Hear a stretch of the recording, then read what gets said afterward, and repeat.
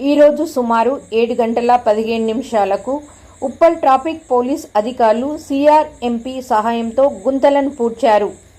ఆ సమయంలో అటు వెళ్తున్న ఐటీసీ లిమిటెడ్ ఉద్యోగి బిపేష్ గజ్లే అనే వ్యక్తి తన భార్య ఆర్తితో కలిసి మేడిపల్లి నివాసానికి వెళ్తున్నాడు. చిల్కానగర్ బస్టాప్ వద్ద పేర్కొన్న వ్యక్తి కుప్పకూలిపోయాడు. అతనికి తీవ్రమైన శ్వాస సమస్య ఉంది. ఇది గమనించిన ట్రాఫిక్ ఇన్స్పెక్టర్ లక్ష్మీ మాధవి, సూర్యానాయక్ బాధితుడిని పోలీస్ వాహనంలో వీటీ కమాన్ వద్ద ఉన్న సమీప ఆసుపత్రి టీఎక్స్కి పంపించారు. అనంతరం వైద్యులు పరీక్షించి ప్రాణాపాయం లేదని చెప్పారు. వీళ్ళకి సహకరించిన ఇన్స్పెక్టర్ లక్ష్మీ మాధవి, ఇన్స్పెక్టర్ సూర్యానాయక్, టీసీలను కాటి శ్రీకాంత్, శివకుమార్, పొంగర శ్రీకాంత్ వీరిని ట్రాఫిక్ డీజీపీ మనోహర్ అభినందించారు.